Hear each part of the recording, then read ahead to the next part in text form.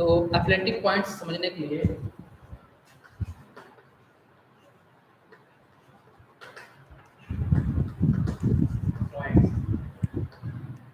क्या द्विपक्षी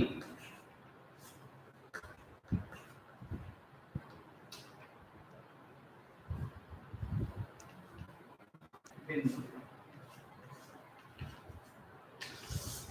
अभिव्यक्ति बिंदु के नाम से हम उन्हें जानते हैं। किसी भी लेंस में या मिरर में ऐसे दो वस्तु रखी जाए तथा दूसरे बिंदु पर आपका प्रतिबिंब बने, तो यह एक दूसरे के लिए है। तो उस वस्तु का प्रतिबिंब पहले जहाँ पे वस्तु रखी थी वहीं पे प्रतिबिंब बनेगा। इसका सीधा अर्थ है कि ये दोनों आप एक हमने पैराबोलिक टाइप का एक मिरर लिया जिसका एक प्रिंसिपल एक्सिस होता है। प्रिंसिपल एक्सिस मुख्य अक्ष होता है। मुख्य अक्ष के इस बिंदु पर, अगर वो बिंदु पर है ना, फोकस पर हम एक वस्तु रखते हैं, है ना, तो जो वस्तु का पॉइंट हो गया वो हो गया। अगर वस्तु से चलने वाली प्रकाश किरणें आपके दर्पण पर पड़ी और वापस होकर अनंत की ओर चली गई। पुनः ये ठीक है, तो हमने देखा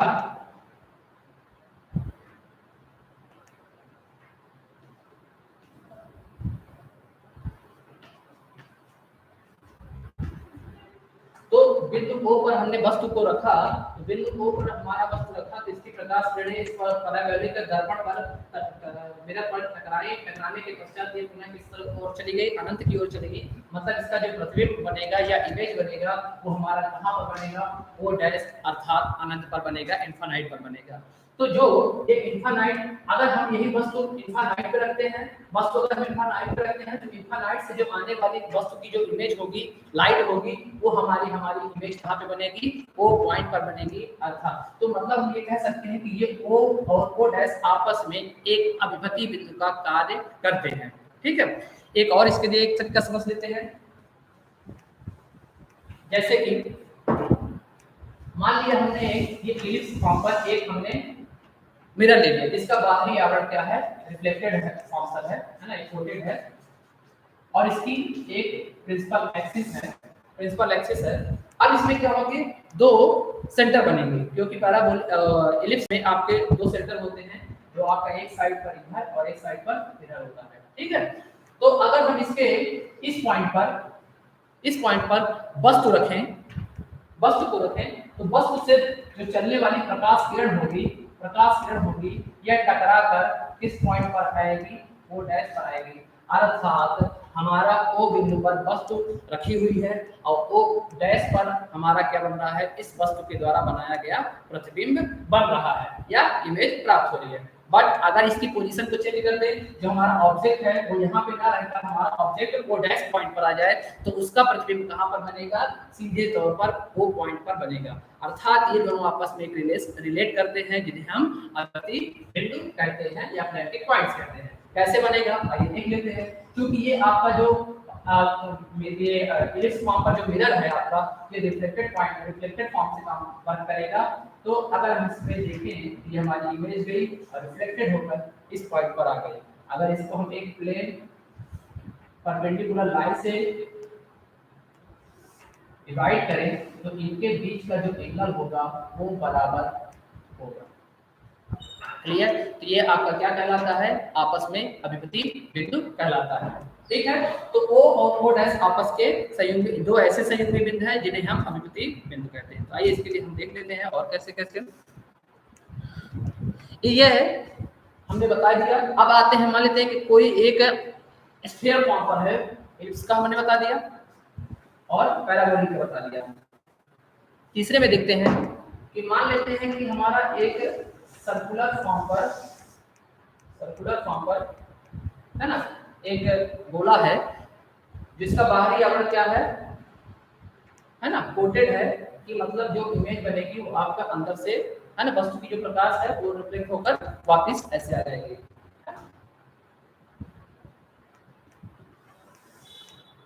यह गोला है, इसके सेंटर से इसका पूर्णांक आपने मान लीजिए हम इसका पूर्णांक मान लेते हैं, रिफ्रैक्टिव इंडेक्स मान लेते हैं म्यू है, और इसकी जो रेडियस है वो आर है, रेडियस है आर है, कर्वेचर रेडियस है ना। तो इसके सेंटर सी से इनके बीच की जो दूरी है वो आर अपान म्यू से है। अगर इस ओ पॉइंट पर कोई ऑब्जेक्ट रखा हुआ है, इस ऑब्जेक्ट लाइन है ना, इसके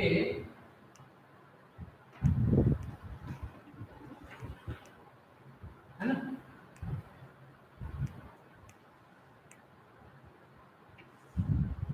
फिर जो कि आपका डेंसर मीडियम से रेयर मीडियम में आपका जाता है, अर्थात हिरन सघन माध्यम से हिरन माध्यम की ओर जा रहा है, तो ये अभिलंब आपका है ना, परपेंडिकुलर लाइन है, जिससे क्या होगा अभिलंब से ये दूर हट जाएगी। अगर इस लाइन को, जो इमेज लाइन है, इसको ड्रॉ बैक करते जाएं, हमें वह इमेज प्राप्त होगी यहाँ पर, इस पॉइंट पर प्राप्त होगी, जिससे हम कहेंगे ओ डैश।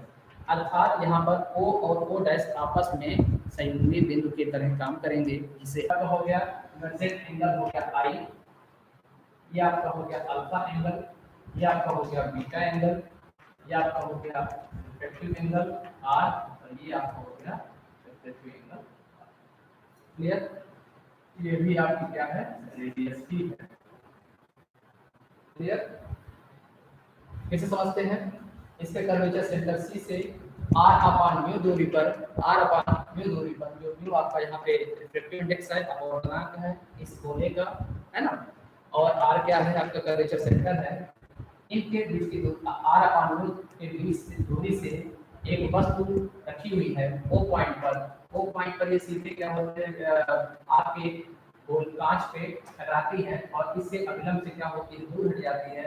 अभिलंब से जो जाती हुई प्रकाश की लाइन है, प्रकाश किरण है, उसको हम पीछे करते जाते हैं, तो हमें ऐसा प्रतीत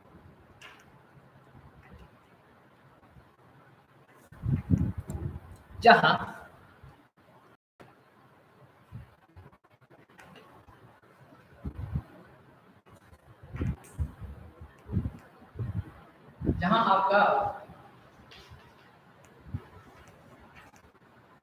ओ इसका पॉइंट दे देते हैं, है ना,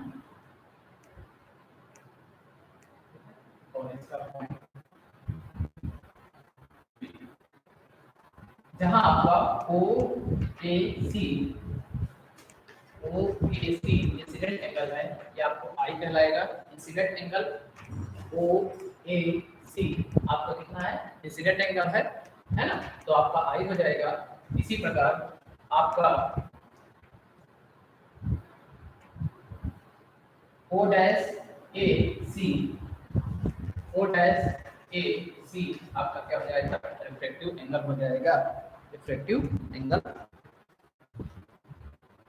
हो जाएगा। ठीक है, और ए रिफ्रैक्टिव एंगल हो जाएगा। ठीक है, और ए ओ सी जहां आपका एंगल ए ओ सी आपका अल्फा एंगल है। ठीक है, इसी प्रकार एंगल ए ओ डैश सी आपका क्या है, बीटा एंगल है।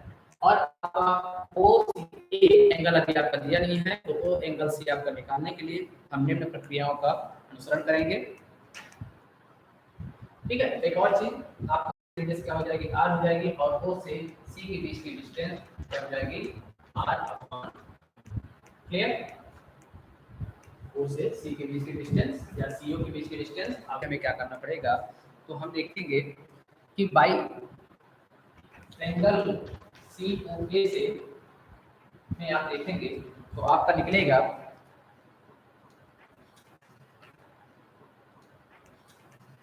Sign alpha sine I is equal to sine alpha और sine I is equal to C A upon C O निकलेगा।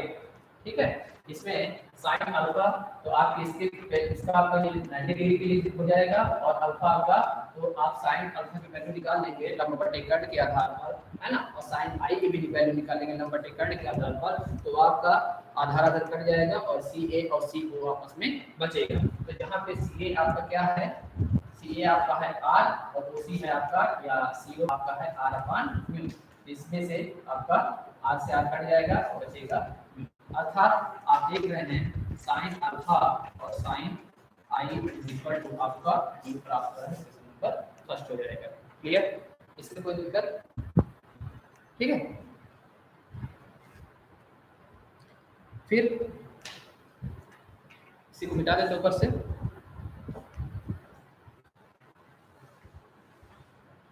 फिर एक स्नेल का नियम होता है। क्या होता है स्नेल का नियम? ये कहता है कि जब किसी प्रकाश किरण एक माध्यम से, एक मीडियम से गुजरकर दूसरे मीडियम में जाती है, तो उनके बीच का अनुपात है आपका रिफ्रैक्टिव इंडेक्स या म्यू होता है। तो यहाँ पर आपका क्या है, विरल माध्यम से प्रकाश किरण कहाँ की ओर जा रही है, सघन माध्यम से प्रकाश किरण आपके विरल माध्यम की ओर जा रही है, टेंशन मीडियम से रेयर मीडियम में जा रही है। स्नेल के नियम के अनुसार, अपवर्तन नियम के अनुसार आपका यह होता है कि ज्यादातर होता क्या है, mu is equal to sine i upon sine are.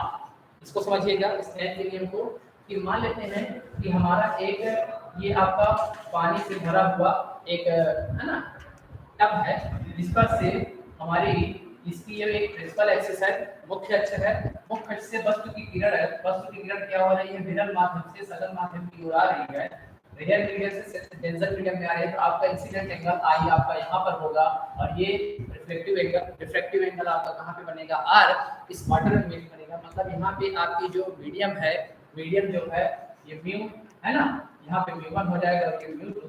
तो आपका मीडियम म्यू 1 से म्यू 2 में आने पर क्या हो रही है, मुख्य अक्ष की ओर समीप आ रही है, अर्थात म्यू 1 आपका विरल माध्यम में है और आपका म्यू 2 क्या है, सघन माध्यम में है। स्नेल का नियम यही कहता है, आपका म्यू 2 क्या है, सघन माध्यम में है। स्नेल का नियम यही कहता है कि sine i upon sine r जो रिफ्लेक्टिव इंडेक्स निकलेगा एक से दूसरे के लिए, वो आपका होगा sine i upon sine r. But इसमें क्या हो रहा है, प्रकाश किरण आपके साइन आर, बट इसमें क्या हो रहा है, प्रकाश किरण आपके सघन माध्यम से गुजरकर विरल माध्यम की ओर जा रही है, इसलिए आपका इसका रिफ्लेक्टिव इंडेक्स क्या हो जाएगा, पलट जाएगा। तो स्नेल के, इसलिए आपका इसका रिफ्लेक्टिव इंडेक्स क्या हो जाएगा, पलट जाएगा। तो स्नेल के नियम से तो आपका हो जाएगा 1 upon mu is equal to sine i upon sine are. Sine clear, sine clear, समझ में आ गया। यहाँ पे हमने स्नेल का नियम होता है mu is equal to sine i upon sine are, और यहाँ पे mu 1 upon mu is equal to sine i sine r. Clear. तो ऐसा क्यों हुआ, क्योंकि हमारा विरल माध्यम से सघन माध्यम की ओर आ रही थी प्रकाश की किरण, इसलिए आपका यहाँ पर sine i upon sine r हुआ, यहाँ पे म्यू हुआ। बट यहाँ पे 1 अपॉन म्यू होने के कारण क्यों हुआ ऐसा, क्योंकि आपका इसका जस्ट अपोजिट है, सघन माध्यम से विरल माध्यम की ओर प्रकाश की किरण जा रही है, इसलिए आपका साइन आई और sine r is equal to mu हो गया। तो म्यू इज इक्वल टू क्या जाएगा, sine are upon sine i. ठीक है, ये इक्वेशन नंबर आपका सेकंड हो गया। देखेंगे इक्वेशन नंबर फर्स्ट और इक्वेशन नंबर सेकंड आपका mu is equal to mu हो रहा है, इन दोनों को हम कंपेयर कर लेंगे, तुलना कर लेंगे। तो बाय कंपेयरिंग, है ना, इसको लिखेंगे, आप इसको ध्यान रखिएगा, ये साइन अल्फा अपॉन साइन आई है। ठीक है, by comparing equation first and equation second. ठीक है, तो यहीं पे म्यू, या फिर ऐसा समझ सकते हैं कि म्यू की वैल्यू यहाँ पे रख देंगे तो हमारा तब भी आ जाएगा, है ना। तो म्यू की वैल्यू ये साइन आर अपॉन साइन आई, इसके जगह प्लेस पर रख सकते हैं। तो साइन आर अपॉन साइन आई, है ना। तो देखेंगे साइन आई से साइन कट जाएगा और, है ना, ये बचेगा साइन अल्फा और साइन आर। साइन साइन को हाइड कर देंगे तो हमारा अल्फा इज इक्वल टू क्या आ जाएगा, आर आ जाएगा। ठीक है, ये इक्वेशन नंबर आपका क्या हो जाएगा, थर्ड हो जाएगा। क्लियर, यहाँ तक एक बार इसको आप देख लीजिए, नोट कर लीजिए पॉज करके, फिर हम इसके बाद आगे चलते हैं। उम्मीद करता हूँ ये आपको समझ में आ गया होगा ये चीज।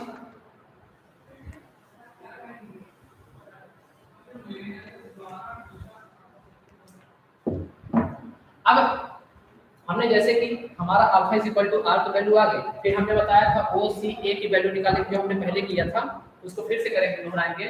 तो ट्रायंगल वही पाई माइनस अल्फा प्लस आई, अल्फा प्लस आई, अल्फा प्लस आई, ये हो जाएगा पाई माइनस अल्फा और ये माइनस आई आपका हो जाएगा। फिर आपने देखा कि इक्वेशन 3 से आपका alpha is equal to r निकला है, तो अल्फा की वैल्यू पर यहाँ पे हम रख देंगे आर, तो हो जाएगा पाई माइनस आर माइनस आई। ठीक है,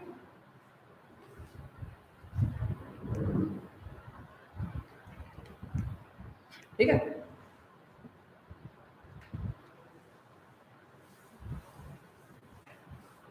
फिर इसी प्रकार अब तो ये वाले पहले वाले ट्रायंगल के लिए हो गया, अब सेकंड बड़ा वाला ट्रायंगल कौन सा, ओ सी ए, एंगल ट्रायंगल ओ डैश सी और ए से आपका निकालेंगे, तो यहाँ पे आपकी बीटा वाली वैल्यू दी हुई है, तो सेम इसके लिए भी, तो triangle O dash C A में angle O dash C A is equal to O dash C A is equal to क्या हो जाएगा, वही सेम कंडीशन, पाई माइनस इन दोनों का आपका ऐड, तो beta plus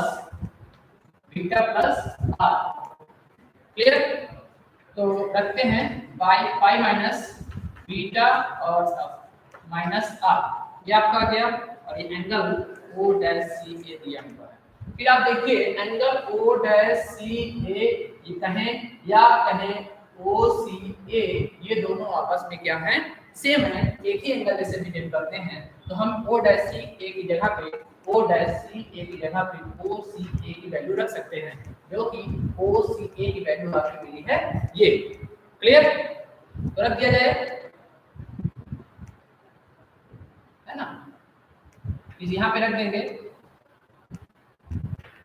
angle O C A is equal to pi minus beta minus r, यहाँ पे हम बता देंगे क्योंकि angle O dash C A is equal to angle O C A, clear. तो इसके हिसाब से हमने यहाँ पे रख दिया, और फिर एंगल ओ सी ए की वैल्यू दी हुई है pi minus r minus i, रख देंगे, तो pi minus r minus i is equal to pi minus beta minus r, ठीक है।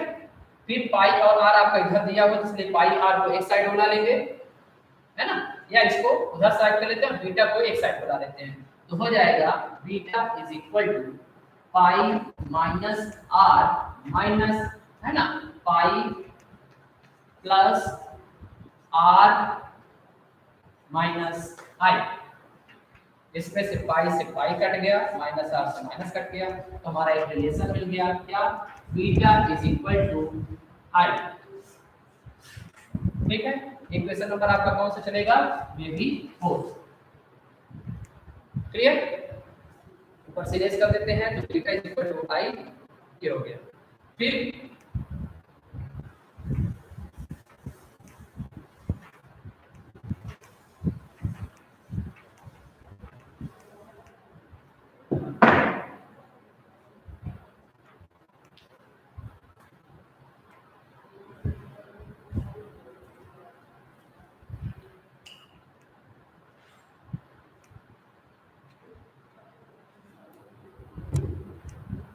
फिर पुनः एक बार हम ओ डैश सी ए लेंगे, triangle O dash C A is equal to sine beta sorry sine are sine beta is equal to C O dash upon C A, ठीक है। तो साइन बीटा की जगह पे हम क्या रख सकते हैं, आई रख सकते हैं, साइन आर साइन आई, और ये आपका हो जाएगा C O dash upon C ए, यहाँ पे लिख देंगे क्योंकि beta is equal to i, ठीक है। तो हमारा हो जाएगा, क्योंकि अब साइन आर अपॉन साइन आई वहां पे हमने क्या निकाला था, स्नेल के रूप से निकला था हमारा, वो आई हो जाएगा C O dash upon C A is equal to sine are और sine I is equal to, हमने पहले निकाला था sine are upon sine I के हिसाब से हमारा क्या निकला था, म्यू निकला था। क्लियर? तो C O dash is equal to mu R. तो आपका ओसी आपका डिस्टेंस दिया हुआ है आर अपॉन म्यू और आपका ओ डैश से डिस्टेंस मिल गया आपका क्या, आर